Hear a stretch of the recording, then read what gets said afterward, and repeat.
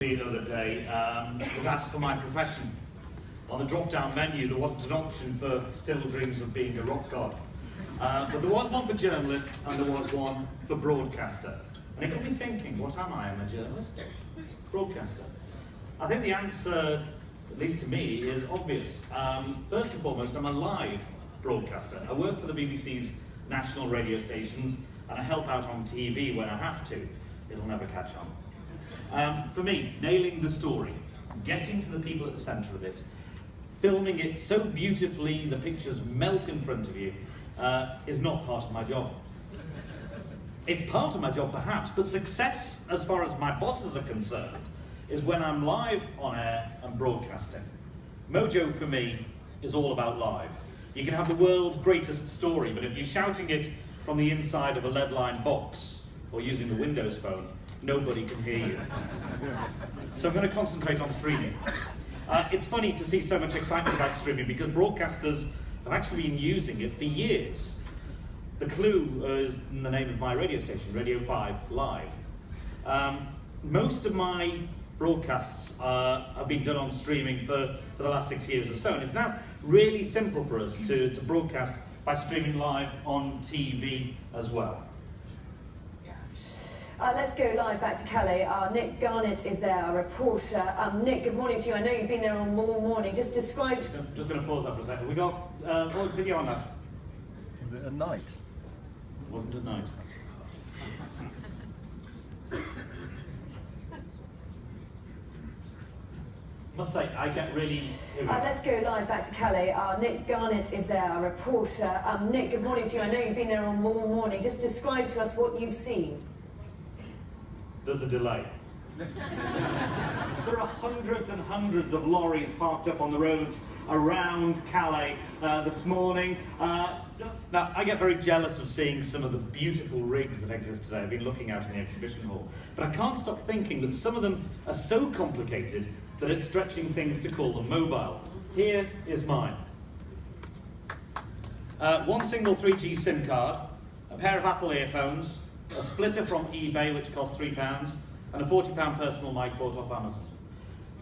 Now 1 year ago today, exactly today, and exactly nearly at this time, I was in Nepal.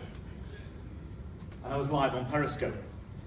I'm about to show you my very first Periscope. The app had been launched, it had been 3 weeks since it had been launched when I was there. I was in a village near the Chinese border. 4 days after the earthquake happened. Every house was wrecked. You couldn't walk down the street because there wasn't a street, it was just rubble. And underneath that rubble were dead people, dozens of them. There was no water, no power, nobody had managed to actually get through to help the villagers in any way at all. Now there are very, very few times in our lives when you can think that maybe something that you did some good. But when I returned to Nepal later in 2015, 6 months afterwards, I found our reports had had a dramatic effect on the village. When the earthquake struck in Nepal in April 2015, this village was one of the worst hit. 98% of the houses were either damaged or completely wrecked. It was a terrible scene to witness. And when I came here, the strangest thing was that there was a 3G signal on my phone. Right, so hoping this is broadcasting. This is Nick Garnett from BBC Radio 5 Live.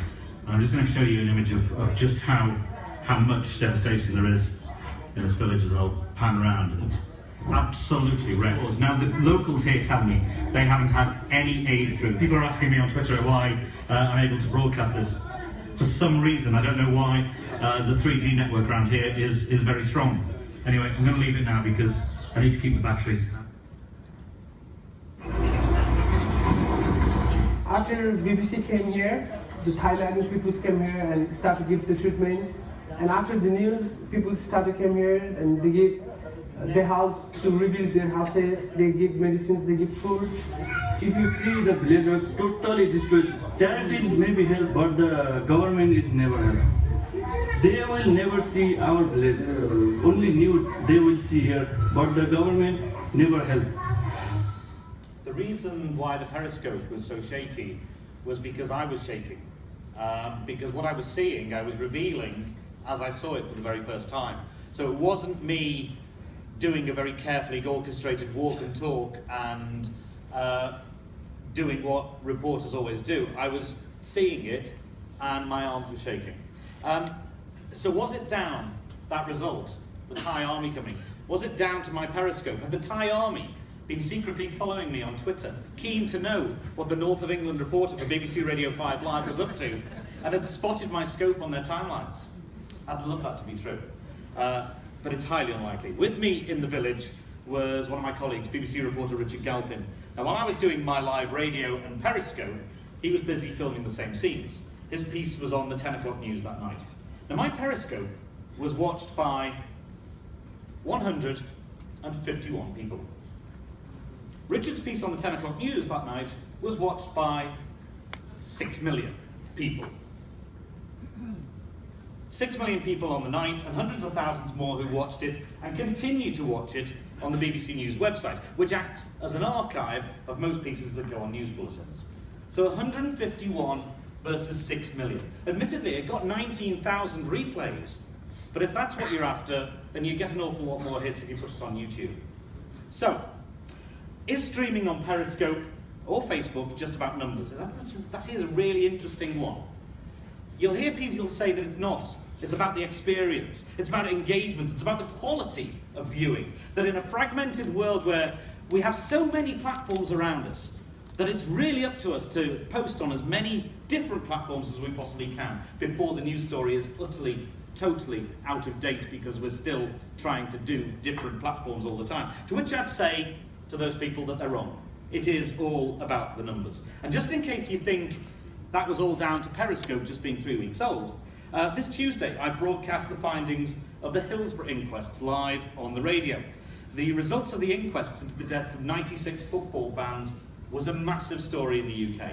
The families of those who were killed had fought for 27 years for a fair hearing. And after a 2-year-long court case, I was broadcasting on the radio and Periscope at the same time as the results were fed live to me on Google Docs. Now, as soon as they started typing in the court, it appeared on my screen and I broadcast it out. A grand total of 357 people watched it. And I'm sorry, but that's not good enough. So why isn't streaming pulling in the viewers by the millions with a worldwide audience instead of one just based in the UK? Why isn't it wiping the floor with traditional broadcasters yet? In a nutshell, the reason is it's like going into the British Library, blindfolded and with fingerless mittens on. Your chances of finding anything useful are governed completely by being told what, when and where on the same platform that you'd be watching the actual thing on. This is bad news for Periscope, but there's a bigger problem for Facebook Live because of the levels of investment going on. Over the last couple of years, Facebook has really built their news division. But Facebook doesn't get news. It doesn't seem to know what news actually is. It thinks the method of delivery is more important than the messages that a live is trying to convey. Facebook suggests that to make the largest impression, to get the most viewers, I should give viewers 24 hours notice of when I'm going live. And I should broadcast for as long as possible, because people come to a stream slowly. Now, that raises a lot of questions about its uses for journalists. Let me suggest a story to you. The coroner has just announced, he hasn't, the coroner has just announced Prince's cause of death. According to Facebook, once I start a live, it will take some time before people come to the stream. So according to their logic, I should wait for 10 minutes or so to reveal what Prince died of, because that's when I'll get the most audience. What happened to using your best shots first? What happened to writing a top line? And what happened to breaking news?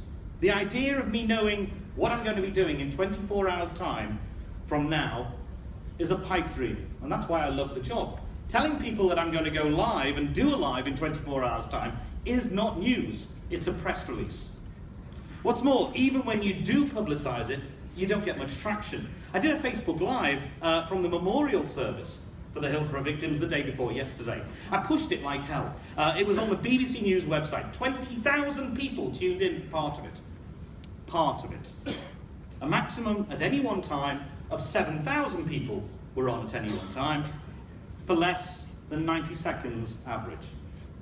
And just so you don't think it wasn't an important story, it was just a little middling story.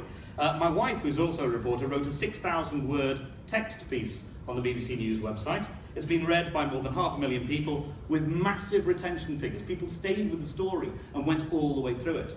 But Rob's right when he says the greatest strength of streaming is the conversation. And that changes what we as journalists do in a fundamental way. A few weeks ago, Danny Savage, one of my colleagues, was in Lesbos.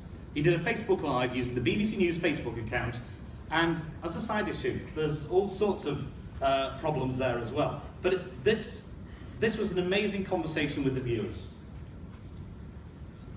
Thank you for joining us wherever you are around the world here on the BBC News Facebook site.